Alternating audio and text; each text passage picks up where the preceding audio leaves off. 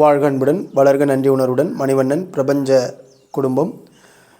இன்று நாம் ஆன்ம உலகத்தின் விதிகள், அதாவது the laws of the spirit world என்ற புத்தகத்தினுடைய சாராம்சம், அதை தொடர்ந்தாற்போல் நாம் பார்த்து வருகின்றோம். இன்றைய தினம் 5/5/1981 அன்று எழுதப்பட்ட இந்த தன்னிச்சையாக எழுதுதல் என்ற முறையில் எழுதிய அந்த வயதான பெற்றோர்களினுடைய மூலமாக பிஸ்பி மற்றும் ரத்து அவர்களுடைய செய்திகளை எழுதிய கருத்தாக்கத்தை நாம் இப்பொழுது இங்கே பார்க்கின்றோம்.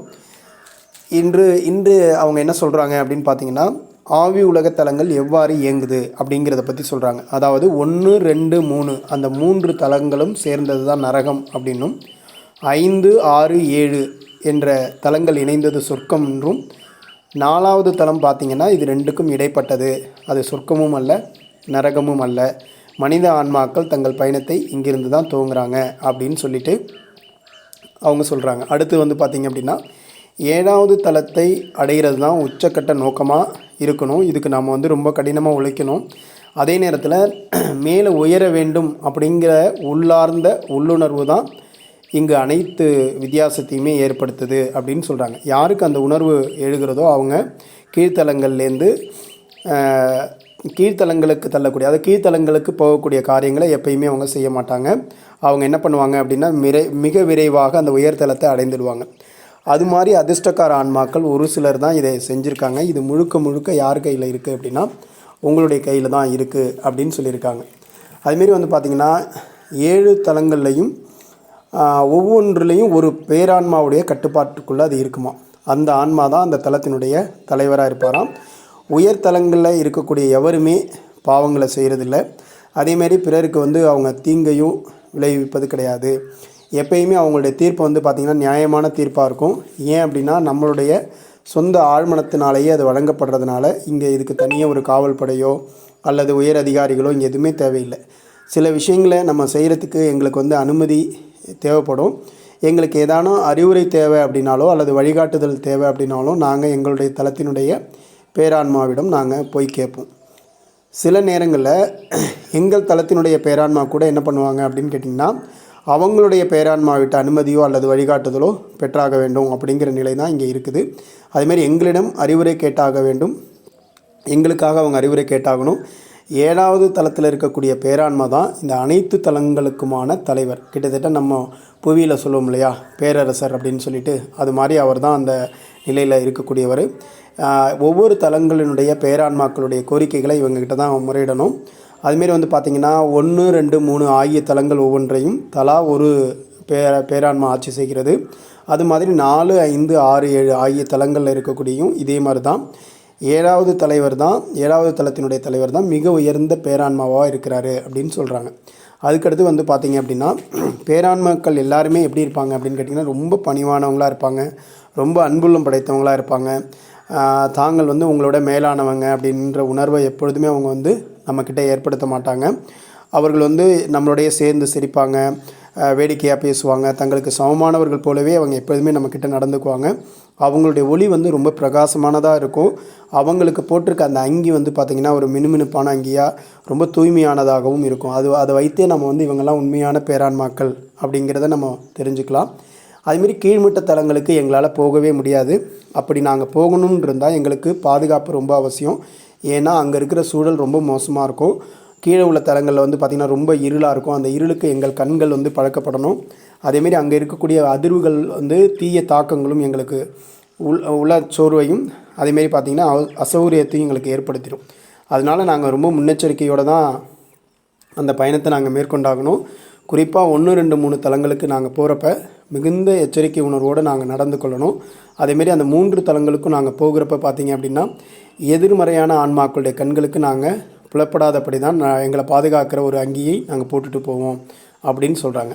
உயர்ந்த தலங்களுக்கு செல்கிறதுக்கு கூட எங்களுக்கு அது மாதிரி அனுமதியும் பாதுகாப்பும் தேவை. ஏன் அப்படின்னா அங்கே இருக்கிற ஒளி எங்கள் கண்களை கூச செய்யும் அளவுக்கு மிக பிரகாசமாக இருக்கும்.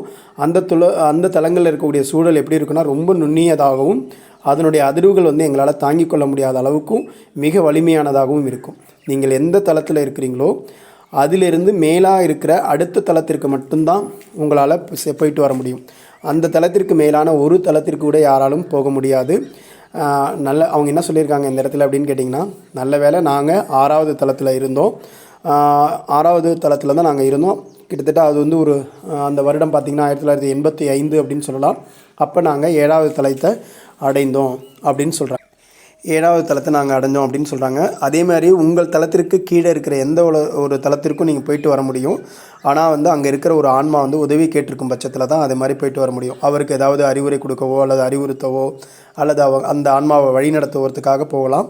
அப்படி போகிறப்ப நமக்கு கூடுதல் பாதுகாப்பு தேவை. எந்த ஆன்மா அழைத்தாரோ அவரை தவிர வேறு யாருடைய கண்களுக்கும் நாங்கள் புலப்பட மாட்டோம். அந்த மோசமான ஆன்மாக்கள் ஏன் அப்படின்னா, மற்ற மோசமான ஆட்கள் வந்து எங்களை தாக்கவோ அல்லது எங்களுக்கு எதிரான தீங்கு விளைவிக்கவோ கொடுமைப்படுத்தவோ உங்களுக்கு கூடும். எங்களை வந்து கைதிகள் மாதிரி பிடித்து கூட வச்சுக்குவாங்க, சித்திரவதைகள் பண்ணுவாங்க. எங்களுக்கு ஸ்தூல உடம்பு எதுவுமே இல்லை அப்படிங்கிறதுனால எங்களை வந்து உடல் ரீதியான சித்திரவதை எதுவுமே பண்ண முடியாது. ஆனால் நாங்கள் அவங்களுடைய கைதிகள் ஆகிட்டோம் அப்படின்னா பேரான்மாக்கள் வந்து எங்களை மீட்டெடுக்கணும். அந்த மாதிரி ஒரு சூழல் ஏற்பட்டுரும்.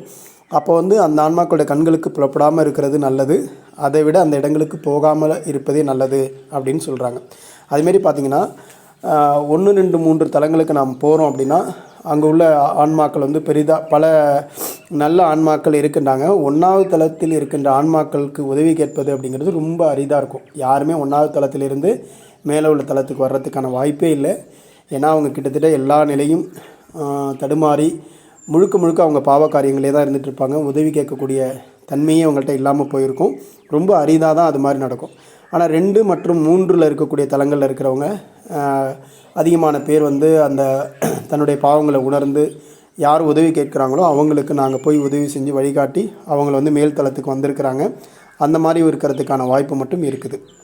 ஒரு ஆன்மா தன்னுடைய தவறுகளை உணர்ந்து அது குறித்து உண்மையிலேயே மனமறிந்து பிறகு உதவி கேட்டால் நல்ல ஆன்மாக்கள் என்ன பண்ணுவாங்கன்னா, அவருடைய உதவிக்காக 2வது மற்றும் 3வது தலங்கள் சேர்ந்த உள்ளவங்களை போய் பார்த்து அவங்கள மேலே கொண்டு வரதுக்கான வாய்ப்பை பெற்றிருக்கிறாங்க. அப்போ ஆனால் 1வது தளத்தில் இருக்கக்கூடிய ஆன்மாக்கள் அது போன்று அதிகமாக நடந்ததில் ரொம்ப அரிதாக தான் நடந்திருக்கு அப்படின்னு சொல்கிறாங்க. அதுமாரி 5, 6, 7 தலங்களில் உள்ள ஆன்மாக்கள் பொறுத்தவரை அவங்க மேல் தளத்திற்கு போவதோ அல்லது தாங்கள் இருக்கிற தளத்திலே அவங்க இருக்கிறதோ அவங்களுடைய கைகளில் தான் இருக்குது. அது மாதிரி அவங்க ஆவி உலகத்திலேயே கடைசி வரைக்கும் இருக்கவும் அது அவங்களுடைய கையில் உள்ளது தான். அந்த முன்னேற்றம்ங்கிறது ரொம்ப மெதுவாகவும் சீராகவும் தான் அங்கே இருக்கும். அவங்க வந்து கீழ்த்தளத்திற்கு எப்பயுமே செல்ல மாட்டாங்க. அதுக்கு உத்தரவாதம் உண்டு. தாங்க என்ன செய்ய விரும்பினாலும் அதை சுதந்திரமாக செய்வாங்க. அதேமாதிரி யாரும் கட்டாயப்படுத்துறதில்ல. அவங்களுடைய சுதந்திரம் அவங்களுடைய ஆழ்மனதில் என்ன இருக்குதோ அதை பொறுத்து தான் அவங்களுக்கான அவங்களுடைய தகுதி என்னவோ அதை பொறுத்து தான் அவங்களுக்கு எல்லாமே கிடைக்கும். அதை மீறி அவங்க ஏதாவது செய்ய நினச்சாலும் அந்த ஆழ்மனம் அவங்கள தடுத்துடும் அப்படின்னு சொல்கிறாங்க. இதுதான் இந்த 7 தலங்களில் நடந்துக்கிட்டு இருக்கக்கூடிய செய்திகள் அப்படின்னு சொல்லியிருக்காங்க. இதுலேருந்து நமக்கு என்ன தெரியுது அப்படின்னு கேட்டிங்கன்னா, ஒவ்வொரு ஆன்மாவும் இப்போ இந்த 7 தலத்தில் 1, 2, 3க்குன்னு போயிட்டாங்க அப்படின்னா கண்டிப்பாக அவங்க அங்கேருந்து ரொம்ப கஷ்டப்பட்டு தான் முன்னேறணும்.